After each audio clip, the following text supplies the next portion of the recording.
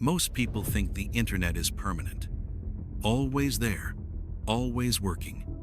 But in 2016, something happened that proved how fragile it really is. In a single day, huge parts of the internet almost disappeared. Not because of a global war, not because of a nuclear attack, but because of devices people trusted inside their own homes. On the morning of October 21st, 2016, millions of people around the world experienced the same confusion. Apps wouldn't load, websites timed out, music stopped playing. At work, people refreshed their browsers again and again. At home, others assumed their internet connection was broken. But this time, restarting the router didn't fix anything, because the problem wasn't local. It was global. Behind every website is a hidden system that almost nobody thinks about. The internet doesn't understand words. It understands numbers. So when you type a website name, your device asks a system called DNS, the Domain Name System, to translate that name into a numerical address. Without DNS, websites don't exist. And on that day, one of the most important DNS providers in the world was under attack. The company was called Dyn. It didn't create apps. It didn't run social media. But it quietly supported huge parts of the internet's infrastructure. Major companies depended on it. Governments depended on it. And almost nobody outside the tech industry even knew its name, which made what happened next even more dangerous. Early that morning, Dyn's systems were hit by an enormous flood of traffic. Requests kept coming, and coming, and coming. Engineers tried to block it, but the traffic didn't behave like a normal attack.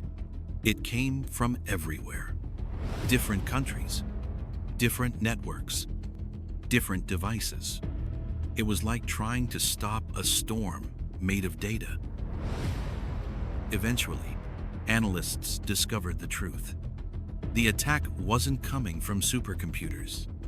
It was coming from smart devices. Security cameras mounted on walls. Baby monitors watching sleeping children. Smart TVs sitting silently in living rooms. Millions of them. Most were cheap devices with weak security. Many still had default passwords like admin or 1234.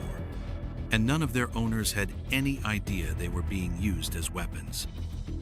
The software controlling them was called Mirai. Mirai scanned the internet, found vulnerable devices, and infected them automatically. Once infected, the device behaved normally.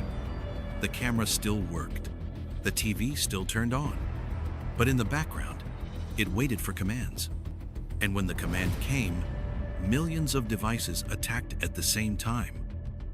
This attack revealed a terrifying reality. The internet wasn't as decentralized as people believed. Too many critical systems depended on too few companies, and too many everyday devices were connected without protection. The internet survived that day, but not because it was strong, because the attack eventually stopped. Once Dyn recovered, websites slowly returned, but the panic remained. Governments started talking about regulation. Companies started rethinking security. And experts warned that the next attack could be worse. Much worse. Today, there are billions more smart devices connected than in 2016, which means the next collapse wouldn't require smarter hackers, just more connected objects. And the most dangerous ones are already inside our homes. If you enjoyed this story, just imagine what's coming next. Subscribe so you don't miss anything. And follow me on my other social media links in the description and bio